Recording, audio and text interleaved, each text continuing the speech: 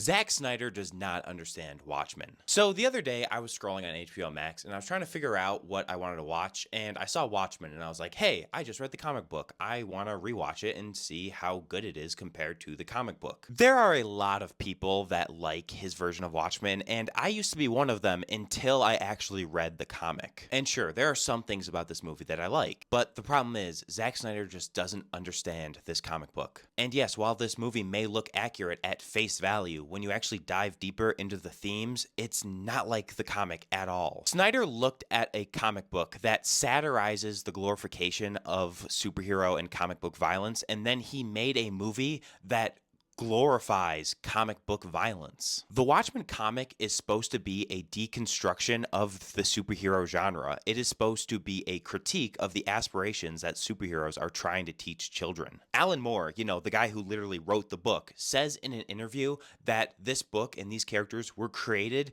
to combat and critique the idea of objectivism. If you just want a basic takeaway of what this comic book about, the simplest form I can say is this comic book is about how if superheroes were real, they would be bad people. The movie does understand that Watchmen is a tragic tale and it tries to show this. However, it also glorifies the violence that happens in the movie, so it contradicts what it's saying before. How we are shown something and how it looks will always supersede what the message is saying and what we've learned before. And I think the best example of how Zack Snyder just doesn't understand this book is his depiction of Rorschach. In the movie, he's portrayed as a badass vigilante who's super cool and is the only cool guy in this world. You are not supposed to like this guy. You're not supposed to look at him and be like, yeah, this dude is sick. I've seen so many people criticize the Watchmen TV show because they've said like, Rorschach was a good guy. Why would the racists, want to make him their symbol? And it's because